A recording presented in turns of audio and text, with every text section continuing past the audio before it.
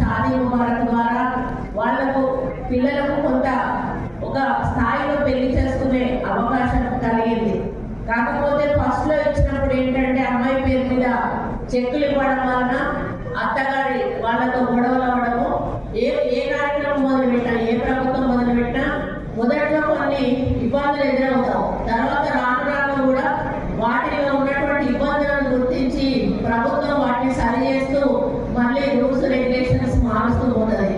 అదే క్రమంలో అప్పుడు ఆ విధంగా ఇబ్బంది జరిగినప్పుడు మళ్ళీ తర్వాత ఏం చేశారు అంటే ఈ చెక్కులు ఏవైతే ఉన్నాయో పిల్ల తల్లి పేరు మీద రావాలి, వచ్చినప్పుడు దానికి మరి ఉపయోగం ఉంటుంది అన్నటువంటి ఆలోచనతోటి ఈ చెక్కుల పంపిణీ మరి అమ్మాయి తల్లి పేరు మీద వచ్చే విధంగా ఈ కార్యక్రమాన్ని ఏర్పాటు చేయడం జరిగింది.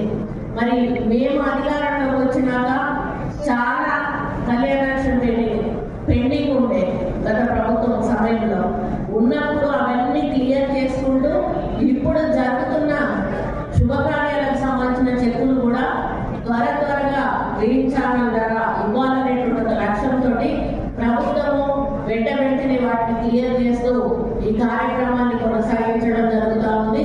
దాంట్లో భాగంగానే చెక్కుల కింద 70 మంది చేగుంట మండలంలో, 20 మంది నార్సింగ్ మండలం లబ్ధిదారులకు ఇక్కడ ఇవ్వడం జరుగుతుంది. దీంతో పాటుగా మన ప్రభుత్వం ప్రతిష్టాత్మకంగా తీసుకున్నటువంటి 4 పథకాలు కూడా ఈరోజు ఇందిరమ్మ కమిటీలు గ్రామాల్లో తిరుగుతూ ఉన్నాయి. ఈ గ్రామాల్లోకి వచ్చారా? మా చేతులు ఎత్తండి ఎవరి గ్రామాల్లోకి వచ్చారు. స్టార్ట్ అయింది. ఒక్కొక్క గ్రామంలో వస్తారు. వచ్చి 4 పథకాల గురించి, రైతు భరోసా ఒకటి, ఇందిరమ్మ ఇల్లు ఒకటి, మరి రేషన్ కార్డు ఒకటి, ఇందిరమ్మ ఆత్మీయ భరోసా ఒకటి, ఈ 4 సంక్షేమ పథకాలను కూడా ప్రభుత్వం ప్రజలకు తీసుకుపోవాలనేటువంటి లక్ష్యంతో మొదలు పెట్టడం జరిగింది.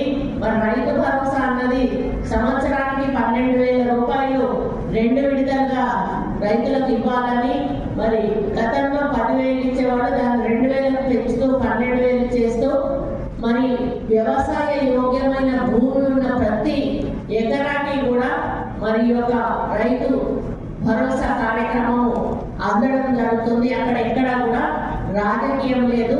దానికి అధికారులకు స్పష్టమైన ఇన్స్ట్రక్షన్స్ ఇవ్వడం జరిగింది. ఏ భూములకైతే ఇవ్వాలో 100% ఆ భూములకి 100% లబ్ధిదారులకి ఆ యొక్క అమౌంట్ మీ యొక్క ఖాతాలో జమ చేయడం జరుగుతుంది. ఇందిరమ్మ ఇళ్ల విషయానికి వచ్చినప్పుడు కూడా అందరినీ కూడా ఊర్లలోకి వచ్చి ఎంక్వైరీ చేసి